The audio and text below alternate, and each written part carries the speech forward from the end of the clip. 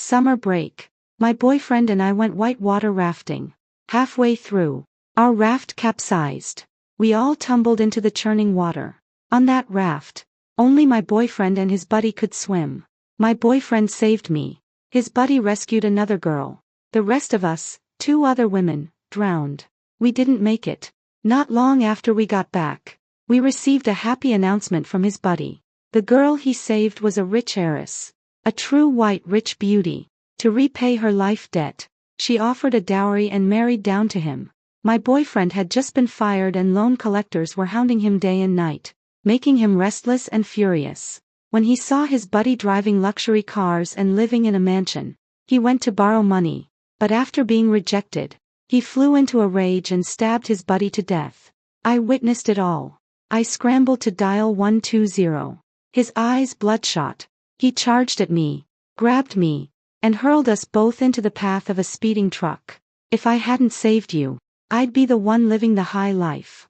You deserve to die, too. We both died on impact. I opened my eyes.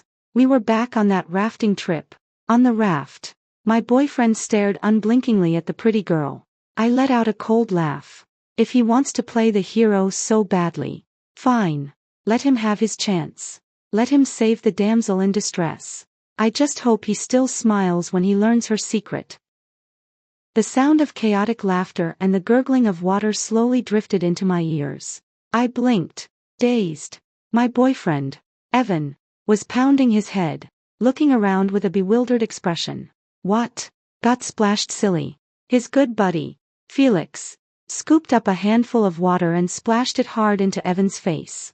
Evan flinched, making everyone on the raft burst into laughter. That's when I realized everything felt eerily familiar. Evan looked like an idiot. His gaze was locked straight ahead, fixed on the girl across from him. That girl had seaweed-like long hair dotted with tiny water droplets. Her thin gauze shirt, soaked from Felix's earlier accidental splash, was now semi-transparent, revealing the flesh-colored bra underneath. She looked both sexy and pitifully vulnerable. Evan quickly pulled out a tissue and handed it to her with a fawning smile. Felix's voice dripped with sarcasm. What's up? Eyeing the food in someone else's bowl while yours is still full. Evan glanced at me a few times, noticing nothing unusual. He scooped up water and splashed it back at Felix hard. The 2 older women on the raft got caught in the crossfire and retaliated. The raft erupted in screams and chaos. In the previous life, Evan had splashed with reckless abandon, caring about nothing, but now, he deliberately avoided that girl, treating her with exaggerated care. No need to guess. He had been reborn, too. The memories of that past life surged through my mind like a roller coaster. The current was swift. The raft capsized. We were all in mortal danger. Evan and Felix could swim. Evan dragged me to the shore. Felix saved the girl closest to him, the one right there. The 2 older women on the raft tragically drowned. It turned out that girl was a rich heiress. Out of gratitude for being saved, she married down to Felix with $1,000,000 dowry. When Evan received the wedding invitation, he offered verbal congratulations. But the moment we were alone, he started picking fights with me for no reason. I thought it was just his work stress, so I didn't take it seriously. Later, loan collectors came knocking every day. When he saw Felix driving luxury cars and living in a mansion, he went to borrow money, but Felix cursed him out, and in a fit of rage, Evan stabbed him to death. I arrived right after, witnessing the bloody scene. Terrified, I tried to dial 120. Evan, his eyes bloodshot, grabbed me and threw us both in front of a speeding truck. Even now, his roar echoed in my ears. If I hadn't saved you first, I'd be the one living the high life. You deserve to die, too. No one gets to live. The suffocating despair of dying and the tearing pain in my organs was still fresh. He wants to play the hero and live a good life. Right, fine. I'll give him that. At the river bend, the current was fierce. Stopping the raft would be difficult. If Evan wanted to be a hero, fine. But I wasn't going to choke on water again. There were also 2 innocent older women on the raft. I had to save them, too. I leaned forward, scanning the distance, and called out to stop them. Hey, let's not play anymore. The current up ahead looks really strong and dangerous. We've had enough. But the woman in sunglasses, soaking wet, was having the time of her life. She clearly wasn't happy. Scared? Then why go rafting if you're that afraid? Stay home where it's safe. Another woman with tattooed eyebrows grabbed my hand. My colleague's got a sharp tongue. Don't mind her. And don't worry. So many people raft here every day. Nothing's going to happen. The sunglasses woman pulled her back. Don't waste your breath on her. Let's just enjoy ourselves. Sister, your boyfriend looks strong. He can swim, right? If you don't trust your sister, at least trust him. The rich heiress, Daphne, smiled sweetly. Her eyes secretly darted toward Evan. Evan, flattered by the beauty's compliment, grinned, showing his big teeth. Trust him. I'd trust a fingernail to scratch my back before I'd trust him. The group splashed each other even more enthusiastically. I tried again, saying a few more words, but they all ignored me. Fine. If they wouldn't listen, I was definitely getting off this raft. With no other choice. I clutched my stomach and put on a pitiful face. Maybe it's because my period just ended and the water's cold. My stomach hurts a little. Could we stop the raft and let me get off? The sunglasses woman tapped the raft impatiently. Fine. Fine. First you're talking doom and gloom. Now you're feeling sick. Don't die on us and blame us. We're all young. The other girl's fine. Why are you, his girlfriend, being so fussy? Evan didn't even speak up for me. His face was full of disgust. He struggled to stop the raft. His tone irritated. Get off. Get off. Such a buzzkill. I scrambled off the raft quickly, but the woman with the tattooed eyebrows called out to me. Wait. The mountain path is remote. It's dangerous for a young woman to walk alone. I'm hungry, too. Let's go together and grab something to eat.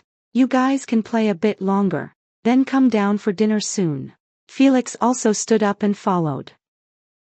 It's hard to get a taxi downhill. I'll walk you, too. After saying that, Felix gave Evan a meaningful look. Evan looked conflicted. The sunglasses woman grabbed Evan, sneering. Brother, let them go. We'll play our own game. She leaned in and whispered in his ear. I've been around the block. Let me tell you, you can't spoil a woman. Don't give in to everything she says, or you'll have a miserable marriage. Daphne looked at Evan with a disappointed expression. I want to keep playing, too, but if it makes you and your sister fight, it's not worth it. Maybe we should all get off. Even as she said that, she didn't move an inch. Seeing Evan about to get angry, I quickly waved my hand. No, no, no. The three of us will go eat. You three play. Before leaving, I made a point of telling Sister Lou to let the sunglasses woman wear her life jacket. Evan also gave a few fake instructions, then paddled off with the other two. The three of us found a small restaurant at the foot of the mountain. We'd barely stepped inside when it started pouring outside. The rain pounding hard, the world beyond the window blurred. The tattooed woman frowned. The mountain had weak signal to begin with. After the rain, there was absolutely no signal at all. Could something have happened to them? Sister Lou's voice trembled with worry. The woman in sunglasses was a colleague of Sister Lou's. The two of them had come on a business trip and taken the chance to relax. Felix picked at his food, unconcerned. Maybe they found somewhere to take shelter from the rain, too. Besides, aren't there rescue teams?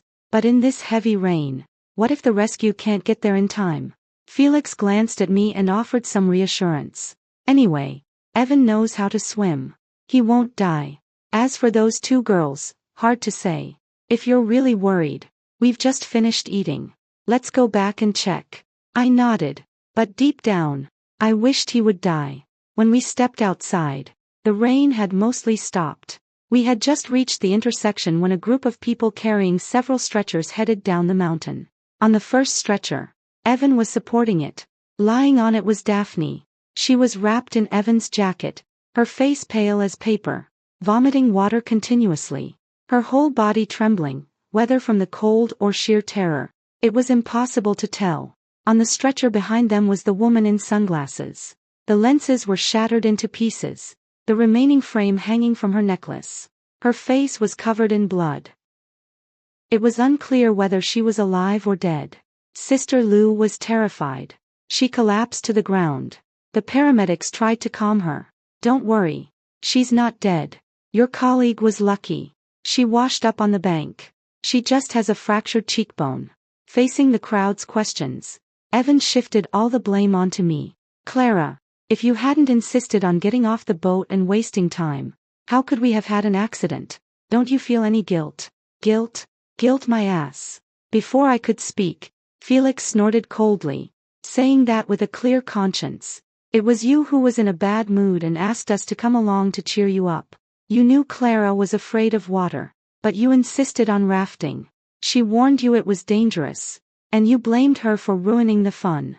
Now you're dumping it on her, blaming others for your own mistakes. You're quite something." Evan was left speechless, his face turning red. Finally, he raised a hand and stammered, "You're my buddy, and you're still taking her side. You two have something going on, don't you?" Those words drew everyone's attention. Even the paramedics slowed their pace. The crowd buzzed with murmurs. Her boyfriend almost drowned, and she just stood there without even showing concern. A pair of scumbags, and they have the nerve to blame a good Samaritan. What's this world coming to? Daphne's eyes glistened with tears. Weakly, she tugged at Evan's sleeve. "Don't argue with sister. It's all my fault for not knowing how to row or swim. It's all my fault." Seeing the crowd siding with him and Daphne acting like she couldn't live without him, Evan made a show of magnanimity and waved his hand. "I'm not wasting any more words with you, Clara. Let's break up. I was wrong about you, too." Ignoring the wave of gossip engulfing us, he dropped those words and climbed onto the ambulance. Sulking, when he saw the crowd still chattering, he pulled out his phone and glared. "Believe me, I'll sue you for defamation." The crowd grumbled and gradually dispersed. Sister Lou followed the ambulance to the hospital. Felix and I headed back to the inn. We walked in silence the whole way. "He's not worth it," Felix finally said. "Didn't you see how Evan's eyes were practically glued to her? He even shielded her when the water splashed. Clara, I won't hide it from you. When Evan first started dating you, he was still messing around with other women. Don't blame me for not telling you. He's my buddy, so I couldn't bring myself to say it. So, why are you telling me now?" "Well, he's gone too far. I can't stand it anymore." Felix rambled on about Evan's shady romantic escapades. I stopped in my tracks. "I'm going to break up with him." "Huh, you're giving up that easily." I lifted my face and spoke slowly, each word deliberate. "When he kept stabbing you, one knife after another, didn't you give up?" Felix froze. He avoided my gaze and stammered, "What are you talking about? You're as scared as Sister Lou, aren't you?" "Stop pretending. Felix, I know you've been reborn, too. You never used to stand up for me like this. The day he stabbed you to death, I was killed by him, too. In other words, we're in the same boat." Felix pressed his lips together tightly. He lit a cigarette. "Killing me is one thing, but you were so good to him. How could he do it? That son of a..." He was seething. Just then, Evan suddenly sent a video call. The moment it connected, he started yelling, misunderstanding them. "These two dogs are still together now. I was blind." He cursed while glancing to the side. Needless to say, Daphne was there. The call ended. I noticed Felix didn't seem affected, and curiosity got the better of me. "You hate him, too. So, why did you let him take the credit for saving that rich girl?" "Credit?" Felix let out a cold laugh. "The day he came to borrow money, I had just come back from the hospital. I was so restless I was about to transfer my car and house. I didn't even want to live anymore. And he was cursing me for being ungrateful. Who else was I supposed to curse? Didn't want to live anymore." He blew out a smoke ring. His voice faint. "Yeah, I got infected with HIV. Daphne gave it to me. She's deliberately taking revenge on society. I had a vague inkling that Daphne had some bad disease. I forgot to mention, I'm a psychological counselor. In my past life, I had a patient who came for therapy. He confessed that he'd been tricked by his seemingly innocent girlfriend, caught a venereal disease. and was so depressed he wanted to die. It took over a year of counseling before he slowly regained the will to live. A few days before Felix's engagement, Evan was hounded by debt collectors. Seeing Felix's social media full of luxury homes and cars, he called to borrow money. Felix hung up on him. Living the high life now. So you forget your friends. Huh? I have to go ask him. Now that he's made it big, he's abandoning his buddies. I couldn't stop the impulsive Evan, so I let him go. After all, Felix had been distant lately, and I didn't know what had come between them. But that day at work, I had a bad feeling. Bored. I scrolled through social media and was startled by someone behind me. It was my former patient, here to give me a banner of thanks. Trembling, he pointed at Felix's wedding photos. Your friend. That's when I learned Daphne was his innocent ex-girlfriend with the disease. So Felix's odd behavior, had he discovered this? Fearing Evan's impulsiveness would ruin their friendship with harsh words, I rushed over immediately. And then I witnessed a bloody scene. I dialed 120, trying to save someone. But Evan thought I was calling the police. He didn't even bother to listen to my words. Just grabbed me and charged straight toward the big truck. The speeding vehicles flashed past my eyes, instantly yanking me back to reality. So, Daphne's STD, it was HIV. Felix stubbed out his cigarette. We were such good brothers. How could I forget him when I was living the good life? But how was I supposed to bring up this kind of disease? Yet I never imagined he'd try to kill me. And Daphne, I saved her life out of kindness. Believed in her sweet talk, only to find out she'd been deceiving me all along. I hate them both to death. The crushed cigarette but on the ground still smoldered. I poured my bottle of mineral water over it. What goes around comes around. Let them pay back one by one. The rental apartment was paid for by me. To be precise, I was the one completely subsidizing Evan. His clothes were bought by me. All household expenses were covered by me. Our relationship started because one day, after I got off work late, a few street thugs cornered me and whistled. Evan happened to show up and rescue me. In that moment, I draped him in a hero's halo. He picked me up and dropped me off every day, and slowly we developed feelings and moved in together. In my past life, when my teacher heard that Evan was idle and shiftless and I was indulgent toward him, he just shook his head and said, "Indeed, a doctor cannot heal themselves." I thought, I'm human, too. It's normal to have a weak side, right? Looking back now, that wasn't weakness, it was clearly blindness. If I hadn't heard from Felix yesterday, I'd never have known. Those thugs were actually Evan's buddies. I had just packed up Evan's things when I suddenly got a call from the police. "Ms. Clara, we need to understand the events of yesterday." Felix and I weren't far apart, so I rode in his car. At the police station, everyone from the raft was present. Evan sat on Daphne's side. Next to them was the sunglasses lady, her face wrapped in bandages. She pointed at me with no good tone. "It's all your fault for insisting on getting off the boat midway. Otherwise, I wouldn't have crashed and ruined my face." My husband saw my ruined face and filed for divorce. "It's all your fault." Seeing her cry so pitifully, I couldn't help but laugh. "Maybe he wanted to divorce you all along. This excuse is just a front. And you were trying to teach others the art of keeping a husband, yet you managed to divorce yourself. You. Shut up." She was so furious she tried to hit me. But the police stopped her. "Ms. Clara, calm down. This is a police station. No one wanted this to happen. Stop making a scene." She sat back down indignantly. After finishing the statement, the sunglasses lady glared at me with rolling eyes. I smiled and whispered in her ear, "Sis, if I hadn't gotten off the boat early, you'd have drowned by now." She got so angry she rolled up her sleeves again, but Sister Lou held her back tightly. "Sister's right," Sister Lou said. "The rescue team said Evan saved that girl, and you just happened to be washed ashore when the rain got heavy. If we hadn't delayed getting off the boat, you'd have been swept downstream, and Evan wouldn't have been able to save you. You'd have drowned." Sister Lou's eyes widened as she stared straight at me. "So that means if we hadn't gotten off, the two boys could only save two people. and at least 2 would have drowned. She grabbed my hand. Sister, you saved our lives. Finally, someone who understood. She was very excited and pulled the sunglasses lady. Right. That life jacket of yours, sister told me to make you wear it before she left. But you refused. If something had happened to you, who would I partner with in the future? The sunglasses lady finally understood. She lowered her head. Sister, I wronged you. I was wrong. I said harsh things on the boat. Don't hold it against me. I couldn't be bothered to argue. After all, they hadn't harmed me, just them. Evan and Daphne walked past us. I quickly called out to him. Evan looked smug, looking down at me. What?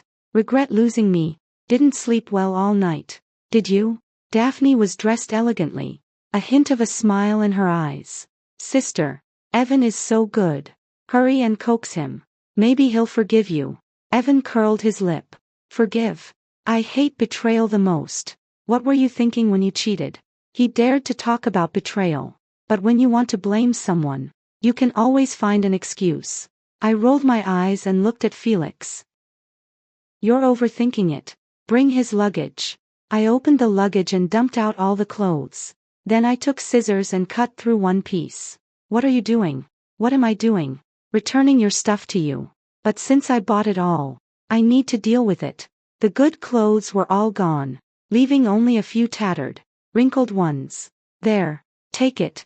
Evan was mortified, red-faced. He kicked the luggage, trying to humiliate me. Ha! I don't want it. Cut it all you want. Oh, so brave. The clothes you're wearing are also bought by me. Take them off. Evan pointed at me, wanting to lash out but afraid of losing face. Daphne jumped in to defend him. Sister, you look pretty, but why are you so unreasonable? She disdainfully nudged the scraps with her high heel. I thought you were cutting something precious. These are just cheap brands. Evan was beaming with happiness at being defended. I tilted my head, hinting meaningfully. Trash matches trash. Isn't that normal? Daphne was furious, too. She made a call, and soon a bodyguard drove a Rolls-Royce up to us. The bodyguard took out a set of clothes and handed them to her. Daphne lifted her chin. Evan, go change in the car. Don't take sister's junk. Write down the brands you like. We'll pick them up at my family's mall later.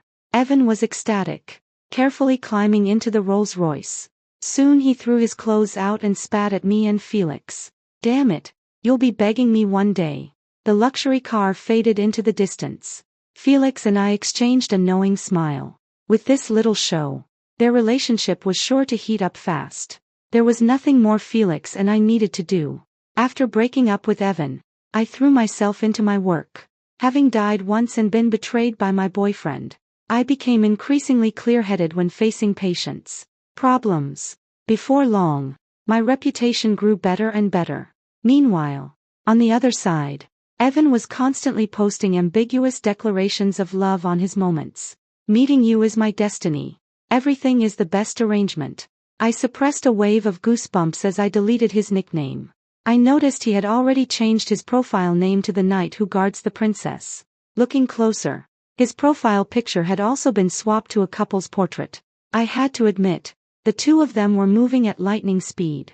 He was immersed in the joy of being in love, and I was equally immersed in the joy of watching the fire from across the shore.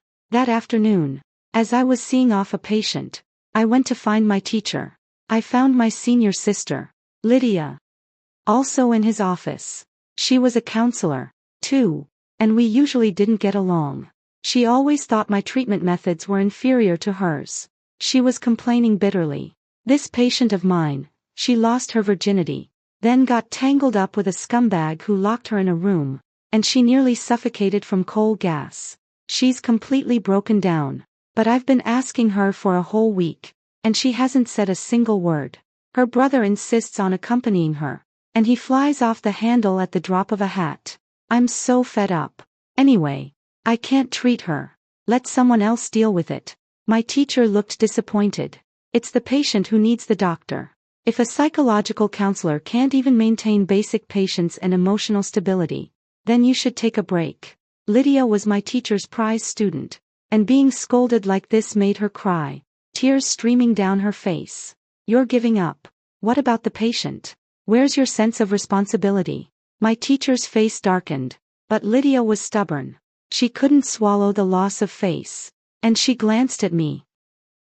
You've always boasted about Clara's treatment results, haven't you? I've never been convinced. Let her take this case. I want to see how she handles a mute. Both of them were stubborn, neither willing to back down. I looked into the next room. Inside sat a young girl in her 20s. Her gaze was vacant, bandages wrapped around her wrists, and she kept slapping herself. Silent tears slid down her cheeks, stirring an inexplicable ache in my heart. I broke the silence. Depression? I think it's even tougher than depression, Lydia muttered. She handed over the files, then pulled them back again. Forget it. I won't pressure you. You've only been here a year less than me. You can't handle it either. Senior Lydia was blunt, but she didn't have a bad heart. She was just desperate to get the girl to speak. I hadn't planned to get involved. But this girl gave me an odd feeling, because what she went through felt so similar to my own experience. I felt a sudden impulse. I believed I could heal her. Just because you can't doesn't mean others can't. Let me try. And the commission from the patient goes to me, right? Lydia didn't believe in me, but seeing my firm resolve, she hesitated and then nodded. If you pull it off, the commission is no problem. I'll even treat you to a big meal. And if you fail, she shoved the files back at me, then your reputation will go down the drain along with mine. I smiled and took them. I'll do my best not to stink. In the consultation room, the girl remained frozen in the same position, staring blankly. Why are you so late? The man on the sofa didn't look up when I didn't respond. His face darkened with displeasure as he lifted his head. Switched to someone younger. Is this giving up on the whole thing? Can't treat her. Just say it straight. A barrage of questions, arrogant and rude. I put a finger to my lips, signaling him to be quiet, and pointed to the door for him to leave. You do your job. If I leave, my sister will be scared. The man looked around my age, but his clothes were anything but ordinary. It was his insufferable arrogance that got on my nerves. I nodded. Fine. If you think staying by her side will help, take her home and don't come back. The man slammed his hand on the table and stood up. The chain on his watch clinked against the glass surface with a sharp crack. What kind of attitude is that? I took a sip of tea. If you want her cured, leave. If not, don't bother coming back. Grant bit his lip, gently lowering his head, carefully prying away his sister's slapping hand. The girl let out a hoarse scream and shoved him away. He coaxed her in a low voice. All right. Big brother won't touch you. I'll wait outside. I promise I won't leave. Call me if you need anything. His eyes were full of pain. He looked up at me, despite his handsome features. His tone was worlds apart. He picked up my plastic business card, young and cocky with a card to match. Clara, right? Don't put on a big show just to be all flash and no substance. 1 week. If you can't cure my sister, I'll shut this hospital down. He snorted and walked out. I seriously considered suggesting he get counseling himself. I didn't say a word, didn't ask a single question. I flipped through a book, watered the plants, scrolled through my phone on my moments. Evan was showing off a luxury car in his selfie. He was dressed to the nines, standing in front of a lavishly decorated villa. Mutual friends flocked to the comments. Rocking it. Evan, what project are you working on lately? Don't forget us little guys when you hit the big time, right? When's the wedding with Clara? We'll be there for sure. Evan replied one by one. Nothing special. Just lucky. Don't worry. When I'm big, I won't forget my bros, unlike some ungrateful bastard. I broke up with that woman. Out with the old, in with the new. Your new sister-in-law is a rich beauty. We're getting engaged. Get your gifts ready. He moved on so brazenly. Without missing a beat. I found it boring and closed the app. Time ticked by, second after second. Grant's sister seemed to have tired herself out from slapping. Slumping against the sofa, she was lost in her own world. But eventually, curiosity got the better of her and she glanced at me a few times. The session was over. I kept my eyes closed. Resting. Time's up. Go home with your brother. Her dull eyes held a flicker of surprise. But she still said nothing and left. When she heard I hadn't asked a single question the whole time, Senior Lydia laughed so hard her stomach hurt. That's it? Are you going for the do nothing and let nature take its course approach? Just wait for her brother to file a complaint against you. I really hadn't done anything. But that didn't mean in that silent hour I hadn't been working. I put myself in her shoes. What if Evan had dragged me under that truck that day and we hadn't died? What if I had survived? How would I feel? Despair. Rage. Heartbreak. Of course. Most of all, I would hate myself for being blind. For loving the wrong person. So, what I needed most wasn't revenge or comfort, it was forgiveness. Not forgiveness for him, but for myself. Forgiveness for my own mistake in seeing him wrong.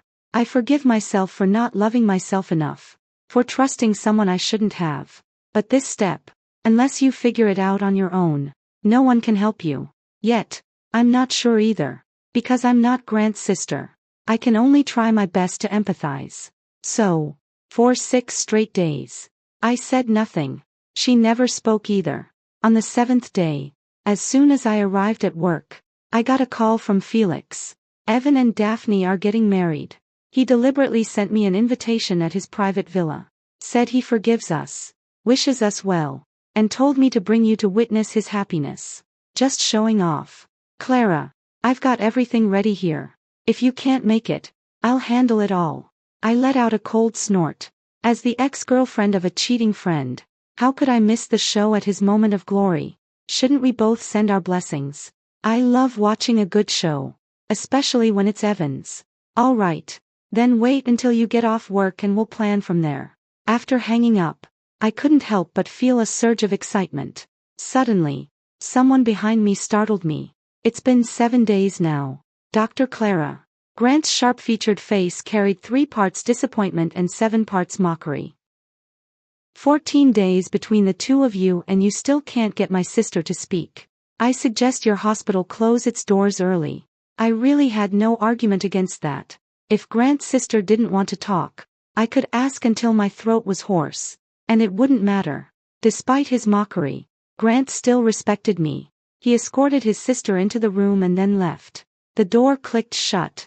I pulled out a lollipop and handed it to her. She didn't take it, so I placed it beside her on the table. Just as I pulled out a chair to sit down, her clear, ethereal voice drifted over softly. Are you planning to say nothing again today? My heart was bursting with joy, but on the surface, I remained calm. I know you don't want to talk. She was silent for a moment. Seeing that I wasn't pressing further, she let out a long sigh and began to speak slowly. 5 years. I gave him the best years of my youth.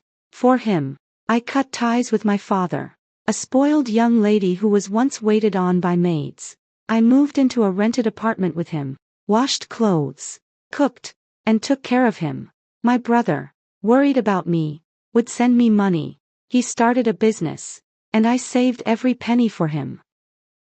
In the end, when his company took off, he saw that my father had left the family fortune to my brother, so he ran off with a wealthy older woman, a client from his business.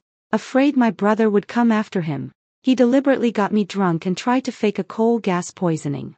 I was stupid, wasn't I?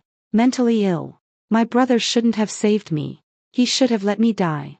Actually, when Evan charged toward that big truck holding me, I was filled with despair, too. But when you truly experience the tearing pain of your internal organs and the memories of a lifetime flash before your eyes, family, friends, you realize that compared to life, nothing else matters. Why do you think it's your fault? The fault lies with the scumbag. Grant's sister twisted open the lollipop and gave a weak smile. Isn't being blind a fault? My father told me to come home. My brother wanted to break his legs. No one blamed me. No one at all. But I broke my father's heart. I lost my virginity. I made my brother suffer for me. I don't deserve their love. I despise myself. Anyway, when I came here, I already decided I'd talk with you for a bit, then go back and leave. In my next life, I don't want to meet him again. Thank you for respecting me these past few days. It's just my brother, he just came back from abroad. He's going to be sad for a while. She licked the lollipop. Her tone light and casual. Actually, as a psychological counselor, the thing you fear most is a patient who acts like nothing matters, because at that point, they've truly made up their minds. I pulled the curtains aside, letting sunlight flood the entire room. You've told your story. How about you hear mine? Mine? Sure. I honestly laid out everything I had sacrificed for Evan, washing clothes during my period, no birthday gifts, working to support the family, always putting him first. In truth, every girl who clings to love is afraid they haven't done enough. But in the end, it's just self-delusion. Dr. Clara, my boyfriend at least looked decent on the surface. Yours was a total scumbag. You're even more lovesick than I am. See, sometimes when you compare yourself to others, you realize you're not the worst off. She pressed on. So, what happened next? How did you snap out of it? He killed me. Grant's sister listened to my story and couldn't help but snort with laughter. He tried to borrow money, failed, stabbed his friend to death, then held you and got hit by a truck, dying together. Then you, the scumbag, and your mutual friend all got reborn. Ha ha ha, that's hilarious, hilarious. She laughed so hard she was doubled over. Finally, wiping away tears, she said, "Thank you, Dr. Clara, for my treatment. You even made up a joke like that. Seriously, that's the funniest thing I've heard in days." I looked at her very seriously. "You don't believe me, but it's true." She didn't argue either. "So, what if it is? If it's true, you can't kill me more, being killed by someone like that. And you can sit here so calmly. You haven't even solved your own problem, and you think you can treat me." She crunched the lollipop into pieces, then stood up. "Sis, you're not fit to be a psychological counselor. You'd make a better actress." "Nice acting." I let out a cold laugh. "Me? Calm? Do you think that after being killed by a scumbag like him, I should be sobbing my heart out? Or maybe jump out of this window?" I pointed at the glass. I clenched my teeth and spoke the words I wanted her to hear. I handed him the knife of trust. He betrayed me. I've already been hurt. I've already paid the price. Why should I pick up that knife and stab myself over and over again? So, no. I don't want to stab myself anymore. I want to make him pay. Grant's sister was stunned by the coldness in my eyes. "But you're a psychological counselor. A psychological counselor is still human. Besides, I didn't plan to do anything. I only needed to watch coldly as he reaped what he sowed." The consultation time was up. "Dr. Clara, I'll go home and think carefully about what you said today. Maybe I'll come back tomorrow. Or maybe, I know you made up that story as a way to keep me here, but I really don't believe in rebirth. It's just self-deception. Still, thank you very much." She gently pulled open the door and froze, seeing what was outside. "Felix, what are you doing here?" Felix was Grant's sister's childhood friend and Grant's sworn brother. The moment Felix spotted Grant emerging from the restroom, he lunged forward and locked him in a headlock. Grant, caught off guard, cursed under his breath, not yet recognizing the attacker. But when he saw it was Felix, his anger instantly melted into delight. "Damn, I knew that move felt familiar." Grant laughed, rubbing his neck. Felix gestured animatedly, his voice carrying a mix of excitement and concern. "You little rascal. You came back to the country without even telling me. And your sister, what's with her face? She looks terrible. What happened to her?" Grant hesitated, glancing at me as if weighing his words. He slung an arm around Felix's shoulders, steering him away. "The moment you bring it up, I get pissed off. Let's grab a bite to eat and I'll tell you all about it slowly. But hey, what are you doing here anyway?" "I'm picking up a friend. We've got some business to discuss," Felix replied, then peeled his gaze away from his body to look directly at me. Grant's face stiffened. The memory of his earlier arrogance and disdain toward me flashed through his mind, and an awkwardness crept into his posture. He hesitated, then ventured cautiously, "Dr. Clara, would you do me the honor? Join us for a meal." I shot him a cold glare, but after glancing at Grant's sister, I reluctantly nodded. To my surprise, Grant's sister waved her hand dismissively. Felix, I'm not feeling well. You guys go ahead. I don't want to eat. Grant's face lit up with a flicker of joy just from hearing her speak. Felix looked worried, but Grant's sister showed no intention of explaining further.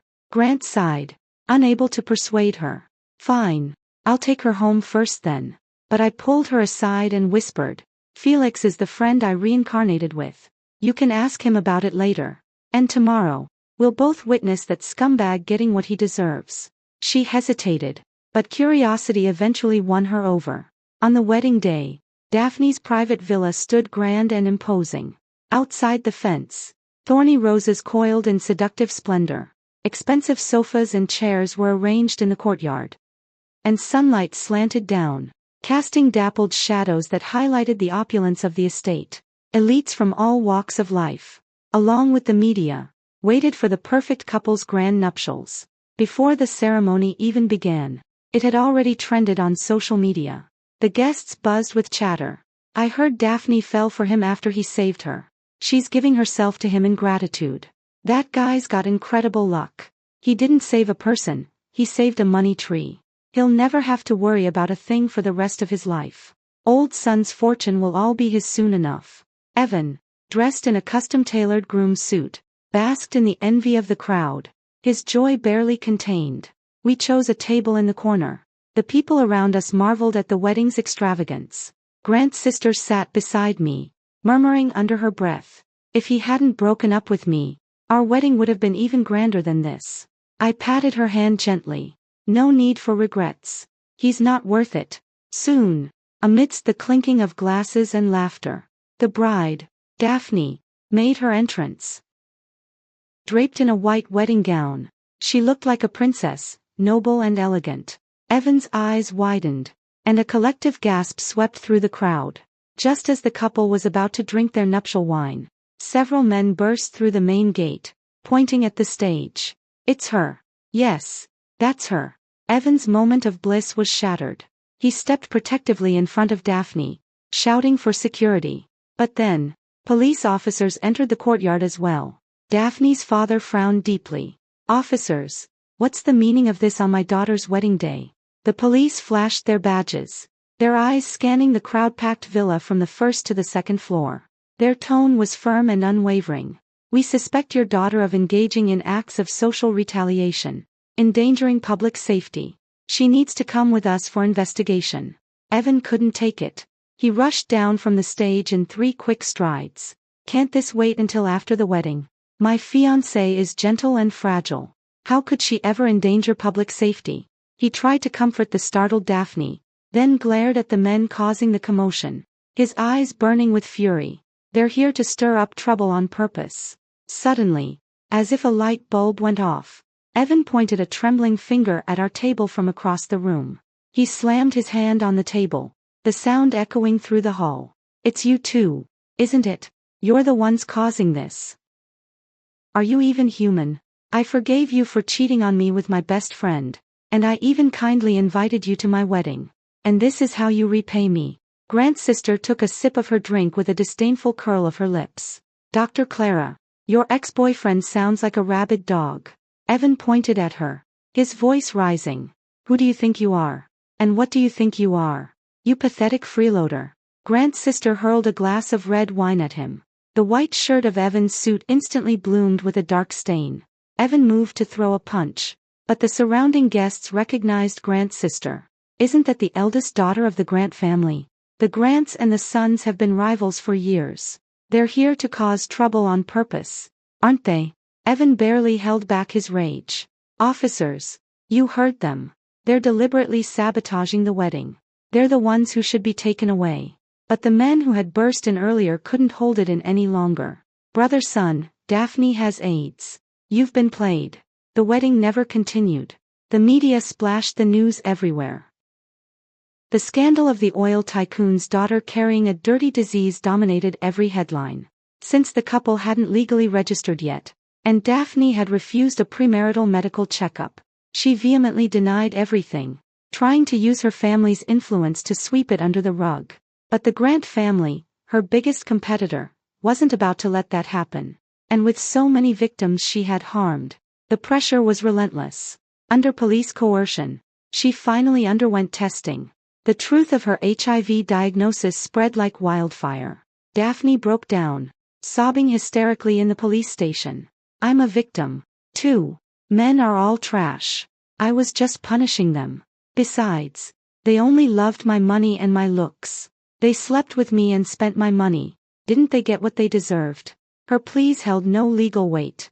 But what she couldn't understand was how those infected men from different provinces had all come together. Of course, that was Felix's doing. When I told him about that patient, he suspected there were more victims. He had been quietly investigating Daphne's ex-boyfriends. To his shock, he found 8 men who had been deceived. Some discovered the truth before marriage, others after.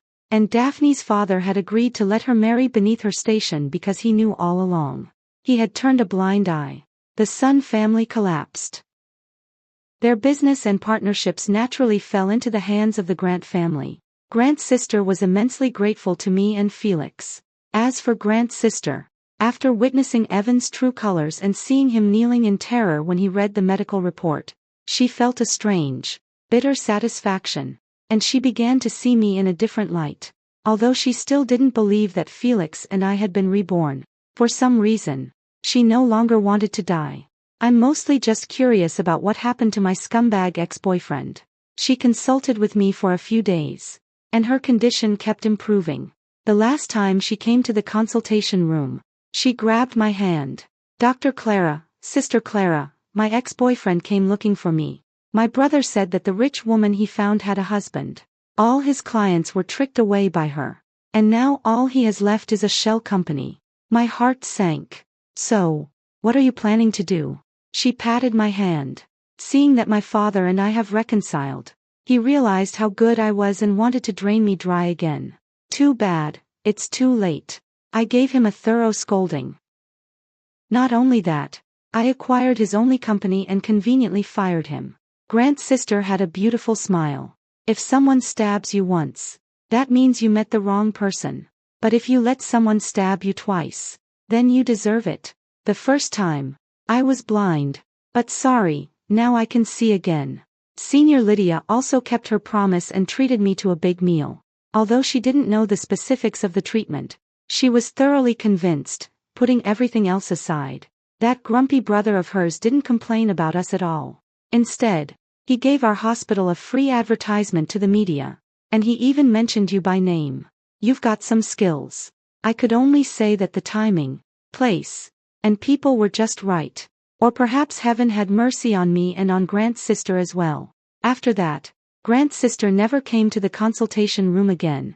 But privately, the 4 of us became close friends and often had meals together. On Grant's sister's birthday, after dinner, we went to see a movie. It was already late when we returned. As we turned a street corner, we saw a few people surrounding someone, kicking and beating him. Grant's sister and Felix stepped forward to stop them. The thugs pulled apart, spat, and tried to reason with them. Brothers, we know you mean well, but this guy has AIDS and is a gambler. He borrowed money from us and won't pay it back. He even wanted to drag us to death with him. He's scum. Stay away from him. The man on the ground was as thin as a stick, holding his head and moaning. He was covered in mud, and the exposed skin was festering, looking utterly pathetic. The smell of blood mixed with the alcohol from the shattered bottles. Under the streetlight, his face looked increasingly familiar to me. Evan. Felix also recognized him. Evan paused. He hunched over and grabbed Felix's leg. We were buddies. Once. I'm in such a miserable state. Look at how well you're dressed. Lend me some money. I haven't eaten in days. As soon as he finished speaking, he reached into Felix's pocket. In a flustered hurry, he pulled out the wallet, grabbed a stack of 100-yuan bills, and threw the wallet onto the road before running off. Felix didn't chase him. Instead, he shouted, Evan, you know, this is what you deserve. Evan stopped in his tracks. He slowly turned around, a look of sudden realization on his face. I finally understand now why everything went so smoothly, yet also coincidental. So, you two were reborn, too. His eyes bloodshot. He roared. Why? You both knew she was sick. Why didn't you tell me? Are you even human? I sneered. Weren't you jealous of Felix? Didn't you blame me for stopping you from saving someone last life? I ran to tell you she was sick, but would you have listened? You were already blinded by money. In this life, we didn't do anything either. Everything was your own choice. Blame yourself. Bitch! Bitch! Evan cursed, picking up a sharp piece of glass from the ground and charging at me like a madman. Grant's sister pushed me aside and stood in front of me. The glass shard pierced his chest.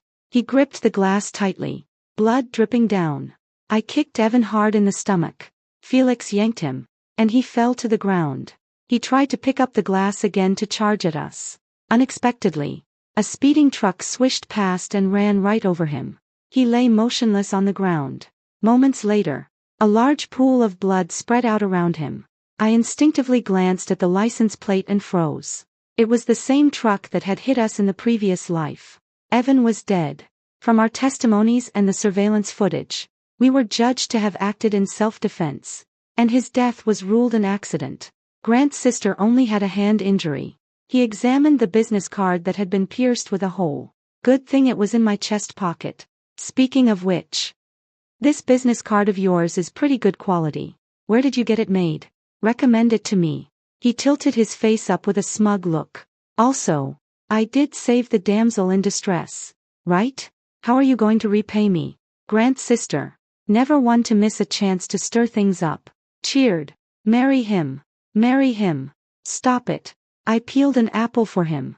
I'll cover the medicine and hospital fees. What about the mental distress compensation?